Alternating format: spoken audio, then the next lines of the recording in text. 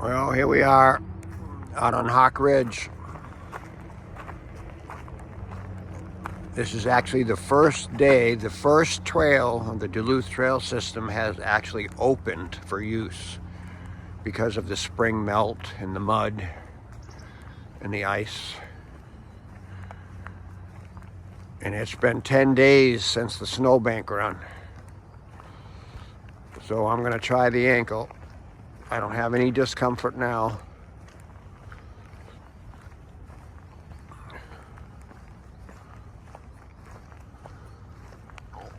These gates are closed all winter, and this is the first time they've been opened. We'll go on the trail up here in about a quarter mile. Start walking the ridge line very easily to check the ankle. Amazing, a car is actually coming down the road.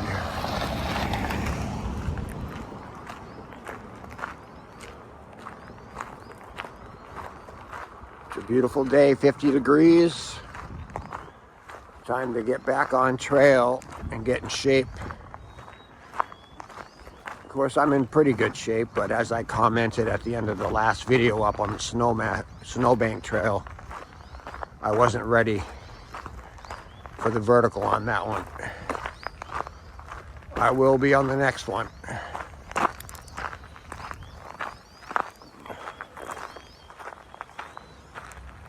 So I'll check in.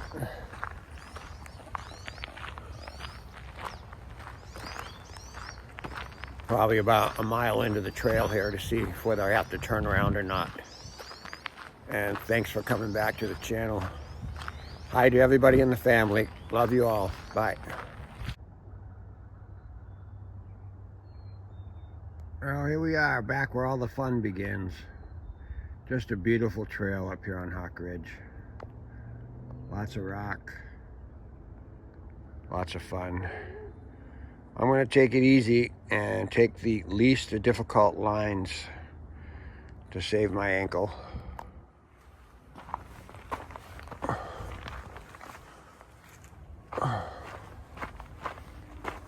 Right now, still hiking.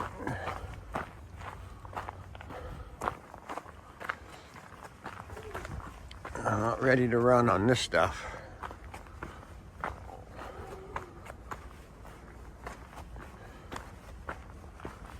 If I had been able to train on this prior to Snowbank, I'd have done much better, but I was running on roads and gravel and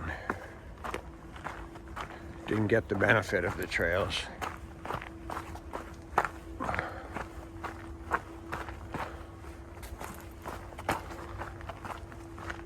Okay, there's a nice spot up ahead where I'm going to take a break and kind of do a recap of the Snowbank run.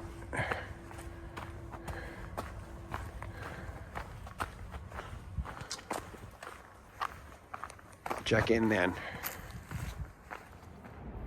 Okay, so we're back at the house now. I said at the end of the last part of the video that I was going to stop at one of my favorite places and give you an update on the adventure run that I did last week at Snowbank. Well, for some reason it didn't record, so we're back here at the house, and I'll give you an update now because I think it's important.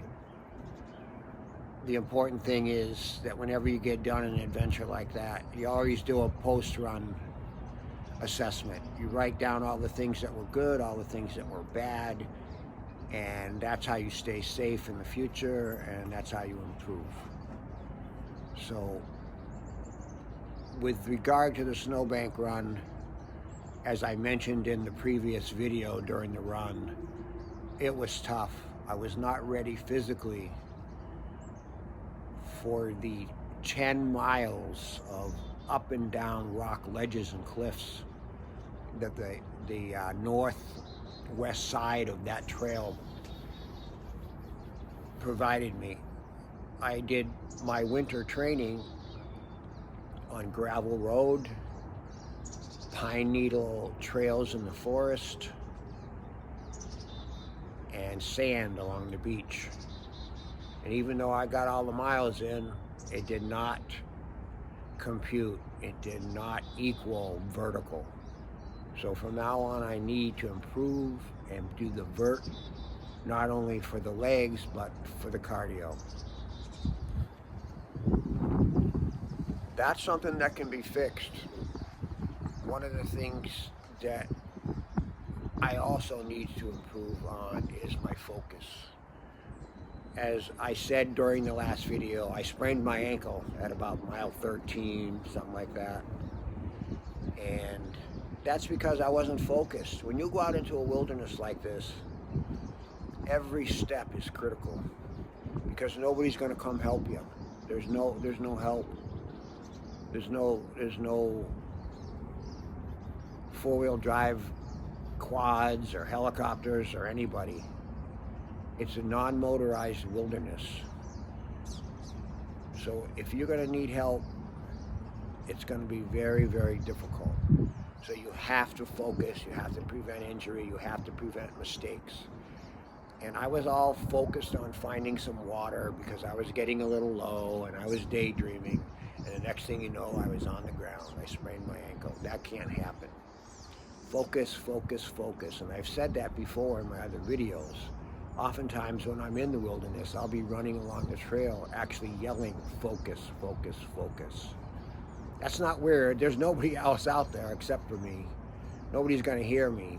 But you have to do whatever you have to do to make sure that that injury does not happen. Now, I would have been fine. You know, I would have got through the sprained ankle, as I've run long distances with much more critical type injuries, and it's just something you do when you take on this type of challenge. But post-race, my biggest issue that I have identified is my nutrition and hydration. And by that I mean, I would say for at least the last 8 miles of the race, I was running along finding piles of snow and packing my hat with the snow to try and stay cool. And that's because all my training was pretty much in the winter. Even just 5 weeks before that, I was running in sub-zero weather. I was running with multiple layers, and suddenly here I am on a long wilderness run, and it gets up to 60 degrees. Oh my God, you know, I felt like at 60 that I used to feel like when I used to run the desert down in Arizona, Utah, New Mexico. I mean, my body just wasn't used to it, so I had to pack the ice.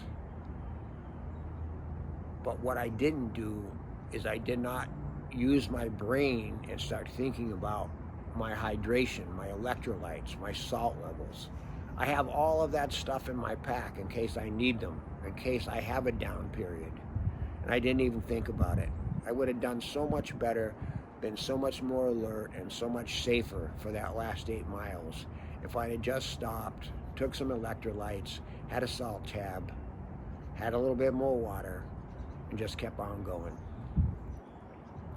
The other issue was maybe my focus wasn't there because during the post-run analysis, I realized that I didn't get enough carbs. I mean, I need to do 60, 90 milligrams of carbs per hour. I can't be just relying on gels and sugars and caffeine and energy type stuff. I need some real food, you know, something like a Cliff Bar or Snickers, or even what I've done in the past is flour tortillas, you know, wrapped around peanut butter and maple syrup and etc. Just some real food to keep me going and keep my carb levels up. So I'll be concentrating on that as well. Water was fine, and here I am, almost 10 days out, and I'm healthy. And I say that because I don't filter my water in the Boundary Waters. I never have.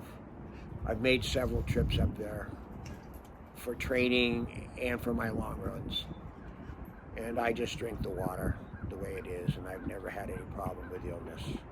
That's not what is recommended by the government agencies or the Boundary Waters Canoe Area Association. But the water was good. It tastes so fresh and clean, and it doesn't bother me. Next evaluation post-run is my equipment, my kit. Everything was good. I mean, very rare do you get done an adventure like that when you're expecting something every hour to go wrong that you have to adjust for. But this time, everything worked, you know. Good batteries, you know, good jackets, good layering. I had a web belt on to carry my spare glasses and things. And I mean, everything just worked out perfectly. And one of the things that I was expecting a problem with was my socks. And that is because a month before this run, I did something and I broke a cardinal rule. And the cardinal rule is never go on one of these long distance runs, whether you're running an ultra marathon race or going into the wilderness or whatever. Never take some gear that has not been totally vetted and that you haven't proven is not going to work for you, especially socks. I decided at the last minute that I wanted to protect my legs more from briars and sticks and rocks and wading in the water and crossing beaver dams and the things that you do in the Boundary Waters. And so I ordered a pair of Tough Mudder knee-high gradual compression socks, and they were great. I only had maybe 20 miles total on them before the big run on D-Day, so I was still a little apprehensive, but man, they were great. Despite being wet, despite the rocks, not a single blister, no foot pain, no calf problems. And that's the reason why I usually don't wear knee-high compression socks, because that usually after 10 to 12 miles, my big old calves are just aching because they're just not getting enough circulation and they're just not getting enough room to flex. The Tough Mudders were just absolutely perfect. And I'm not promoting products, I'm just telling you about a good pair of socks if you're looking for something. And I did meet one person on that run, a woman. I'm terrible with names. That's what happens when you get old. But she was a woman by herself with her dog.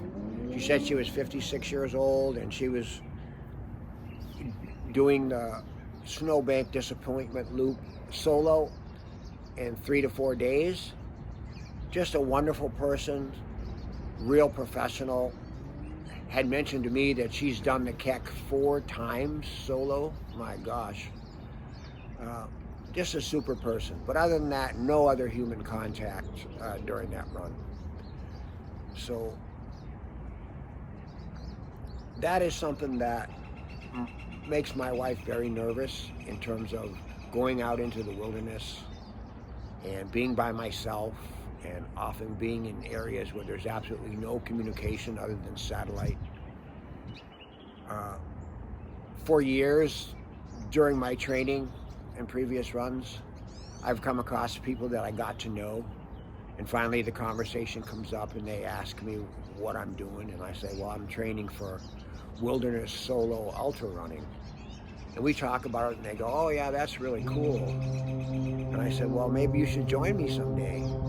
You know, I have never had a single person even say they'd think about it, never mind say yes. And of course, if somebody does say yes, I will vet them seriously, you know, to make sure that they're capable, because I would never ever take somebody, no matter who they are, no matter what age they are, out into a wilderness like that, where the main goal of the entire trip is survival. In a place like the Boundary Waters where there's no help coming for you, I would never take somebody out there that wasn't prepared. But what I'm saying is, I know that I can make my wife much happier if I have a partner someday. And if there's anybody out there that follows my channel or just comes across it and who's thinking about maybe wanting to do a wilderness run, leave a comment for me and maybe we'll do something in the future. Well, that's all I have to say for today. Other than the spring is here and it's wonderful, and it's time to put some trail miles on. Oh, I'll also add that the Cocodona 250-mile race is running right now, and it's just going to be a blast. So there's a live stream on YouTube. So watch it. It goes on for the next 3, 4, 5 days. So check it out. There's a gal here from Duluth that's running it, and I'm following her on the live stream. So I'll talk to you later.